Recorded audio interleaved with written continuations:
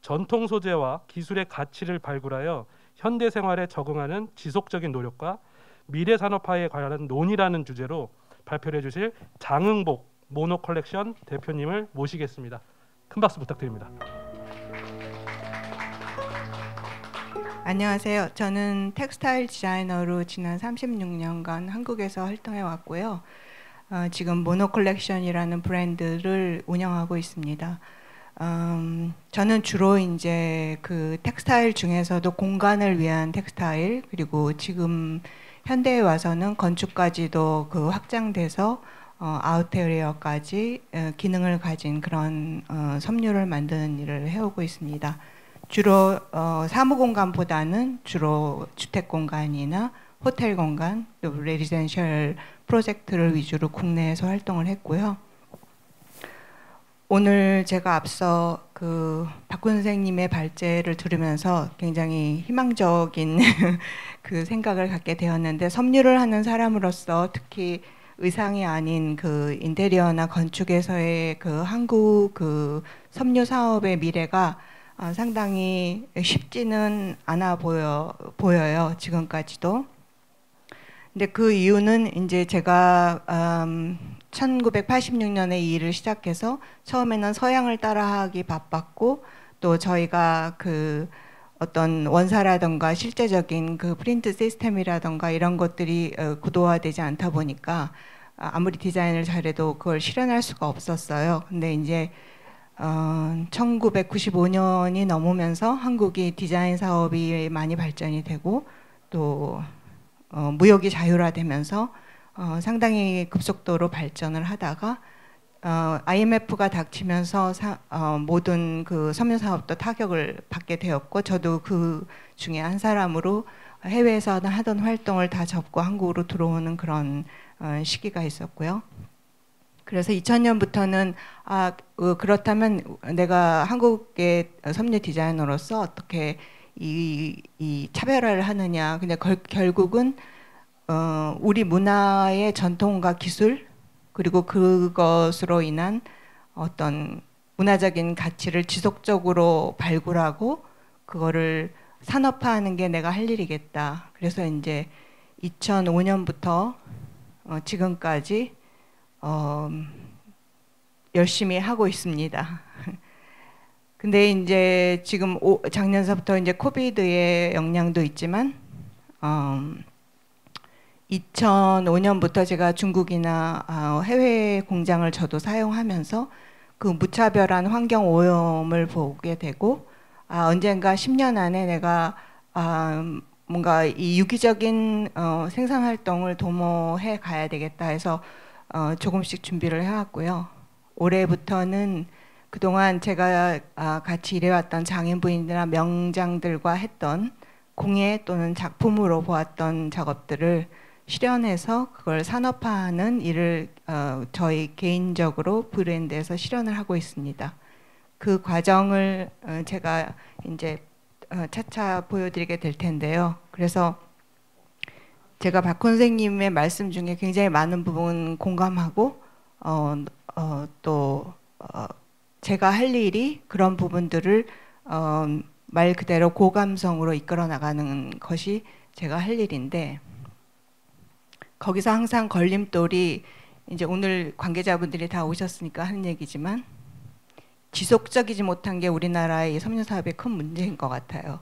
기술 지원, 자금 지원, 그리고 어떤 것이 개발이 되었을 때 그 실적으로 남고 그것이 진짜 산업화되는 그 과정에서 항상 초토화되는 그런 경향이 있었던 것 같아요. 그래서 그런 부분을 좀 앞으로 우리가 발전해 나가면 정말 섬유 사업으로서 정말 고부가가치와 고감성을 가진 문화적인 콘텐츠를 섬유 사업에 적용할 수 있지 않을까, 그런 생각이 들고요. 군수님께서 아까 개회사를 하시면서 이제 지속적인 지원에 대한, 지속적인 발전에 대한 말씀을 하셔서 제가 내심 참 기뻤습니다. 그래서 제가 보통 이 명의나 장인분들하고 콜라보를 해서 이 물건을 만들어내게 되면 전시로 끝나고 그게 실적으로 내년 예산을 따는 데 이용이 됐었지, 그게 생산돼서 산업으로 이어지는 일은 참 어려웠던 것 같아요. 그래서 이 자리를 빌어서 우리가 그런 부분을 잘 이끌어 나가면 어떨까 하고 제안을 드립니다. 그래서 저는 사실 한산모시를 가지고 작업을 아직 못 해봤어요. 언젠가지는 이제 시작을 해야 되겠다 했는데, 오늘 사실 제가 이 발제보다도 한산모시를 이제 알아가고 보기 위해서 내려왔고요.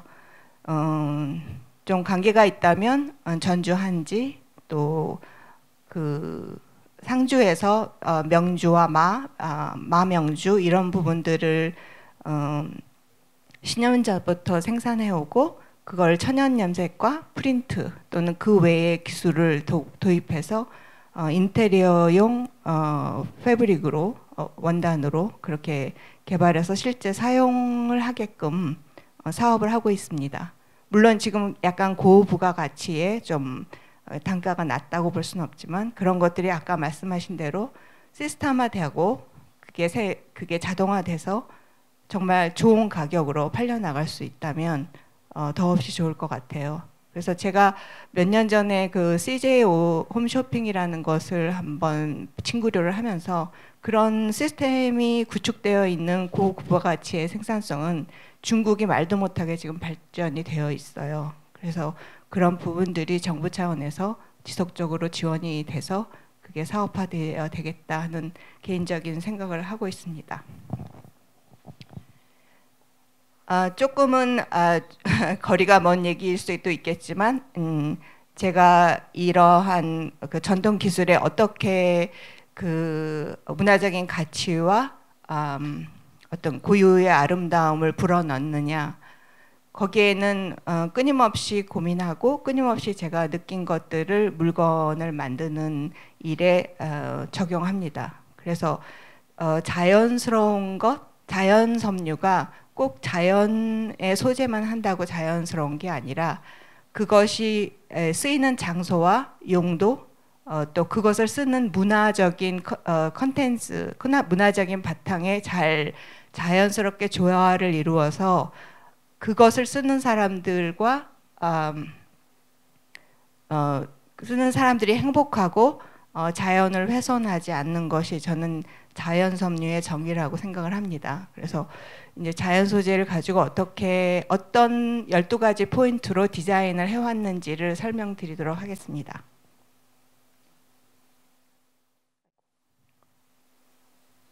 그래서 모노콜렉션의, 그러니까 제가 하고 있는 회사의 그 철학이라면 부드러운 감성과 삶이 숨쉬는 디자인. 그래서 동시대적 감각과 요구에 맞게 재해석하는 것. 그 재해석이라는 거는 지금 현재 디자인적인 요소가 어디나 편안하고 조화롭게 어울리고 유연하고 모듈화된, 그러니까 잘게 조개져서 자기가 원하는 크기로 적용해서 쓸 수 있게 인테리어를 구축하고, 그것이 좋은 기를 발휘해서 에너지가 자유로이 생동하고 우리 일상이 여유로워지는 공간 속에서 보다 친숙하고 감각적인 분위기를 창조해내는 것을 지향합니다. 그리고 패턴이라는 것을 만드는 것이 사실은 저의 본 직업인데, 패턴 자체도 어떤 야생의 자연을 형식과 반복에 가두는 것이 패턴이지만, 그 안에서 자유로움을 부여하는 것이 제가 하는 디자인의 다른 부분인데요. 우리가 이제 조금 더 깊이 있는 강의를 할 때가 있으면 설명을 드리겠지만, 우리나라의 아름다움은 자연이 갖고 있는 비정형, 단순함, 소박함, 질박함, 거친 것을 실용과 활용의 목적에 맞게 균형을 맞추는 우리 선조들이, 이 조선, 고려, 신라, 우리 조상들이 이미 그런 생활을 해왔고 풍요로운 생활을 영유했는데, 우리는 서양 문물을 받아들이고 유교를 겪고 미국 문물을 받아들이면서 그들의 속국이 되면서 모든 사물과 어떤 시각적인 촉감을 우리 조상이 물려준 것을 다 잊어버리고 뭐랄까, 물질 문명에 젖어 있죠. 그래서 그것을 되찾아야 된다고 생각합니다. 그래서 첫 번째는 내러티브, 이야기. 모든 콜렉션에서 제가 디자인을 할 때 그냥 단지 이쁘기 때문에 그걸 소재로 디자인하지 않습니다. 그게 어떤 얘기를 갖고 있고 거기에 어떤 의미가 있고 이 패턴이나 디자인을 통해서 또는 색깔이나 어떤 소재를 통해서 거기에 녹아들어 있는 이야기를 우리 생활에서 향유할 수 있게 그렇게 의도합니다. 이거는 몇 년 전에 한국박물관에서의 전시였는데요. 담양에서 일을 하면서 담양의 대나무 이파리를 가지고 한글을 만들어 그걸 마치 흩날리는 댄잎처럼 정약용의 꽃구경이라는 시를 패턴화한 것입니다. 그래서 이거를 마치 차양처럼 실내에서 쓸 수 있게 했고요. 그 다음은 이제 물고기인데 물고기는 사랑과 다산의 의미를 갖고 있고 또 청출어람이라고 해서 다시 태어나서 또 어떤 자기가 이루고자 하는 일을 이루는 그런 좋은 의미를 갖고 있죠. 그래서 이거는 제가 35년 동안 원단을 만들다 보면 창고에 굉장히 많은 원단 조가리가 모이게 돼요. 그래서 이걸 어떻게 하면 좋을까 하다가 물고기라는 그 상징성을 이용해서 키골이라던가 그 기러기 대신 그 결혼용 물고기 또 여러 가지 용도로 개발을 해서 상품화한 예입니다. 그거를 사진을 찍어서 섬유의 패턴으로 만들어 이거는 도어목이라는 장복의 부티크 호텔 이런 전시를 시립미술관에서 했었던 예고요. 이게 1903년에 지어진 유적이기 때문에 못 하나 박을 수가 없고 거기에 그림 하나 걸 수가 없는 그런 제약을 가지고 한 전시였는데 이 전체의 호텔 입구를 마치 수족관처럼 우리 고유의 물고기 형상을 가지고 장식을 했습니다. 그 원단의 디테일을 보시는 거고요. 그래서 아까 이제 모든 것의 디지털화, 디지털 혁명 그런 말씀을 선발제에서 말씀하셨는데 저는 거기에 더불어 디지털과 아날로그를 같이 사용해야 한다고 생각합니다. 자연을 보고 아름답고 사진 찍고 그리고 그것을 다시 그리고 오리고 붙이고 다시 그걸 패턴으로 만들고 그 전체가 어떤 조화를 이루게 하는 그런 과정을 겪은 대표적인 패턴입니다. 그래서 이 뒤에 이렇게 물결처럼 되어 있는 건 겸재정선의 그림에서 따서 저희가 패턴을 한 거고 지금 그 앞에 물고기는 아까 그 만든 리사이클 또 요즘 그걸 업사이클이라고 하는데요. 그 물고기를 사진 찍어서 디지털로 작업을 해서 합친 겁니다. 이불을 만든 거고요. 쿠션을 만든 거고 이런 인테리어 소품인 오브제와 같이 이렇게 사용하게 하고 키골이고요. 그리고 테이블 위에 조각액기로 이렇게 그 표면을 디자인하기도 하고 이게 이제 아까 말씀드린 겸재정선의 그림 중에 일부를 제가 다시 재드로잉해서 이렇게 그것만으로도 패턴을 하고 아까처럼 물고기와 같이 해서 이거는 남산 서울 하얏트 호텔 익스클루시브 플로어의 객실마다 아트웍으로 한지에 디지털 프린트해서 걸려 있습니다. 자세히 보시면 그 중에 물고기 하나는 이 그 자개를 그 절삭해서 조각해서 이렇게 에디션을 했습니다.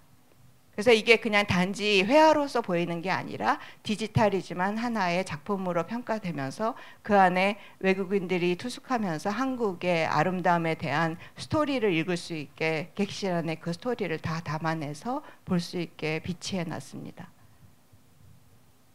이거 동점남이라는 그 겸재정선의 그 그림인데 그 안에 물결 무늬를 가지고 이렇게 디지털화해서 라이팅 월을 한 겁니다. 금강산 전도를 가지고 여러 가지 패턴을 이렇게 제작해서 커튼이나 그 한지장 이거는 제가 조선시대의 관복장을 보고 영감을 받아서 지금도 계속 작업을 하고 있는 작업인데 소나무 사를 그 건축처럼 장을 만들어 앞뒤로 한지나 비단을 발라서 만들어 쓰던 아주 고급 장입니다. 이런 병풍을 만들기도 하고요. 양락에 있는 클럽하우스의 벽지로 회화처럼 벽지를 시공한 예고요. 이제 침대의 헤드보드 부분을 벽지로 한 거예요. 다 디지털입니다. 전주의 천양재지라는 회사의 한지로 작업을 하고 있습니다. 뭐 결코 100% 천연 한지라고 할 수는 없는데 일단 어떤 부분은 그렇게 절충해서 재료를 사용하고 있고요. 화문석을 우리나라 소반의 다리를 가지고 추상적으로 키워서 패턴을 만든 화문석이고요.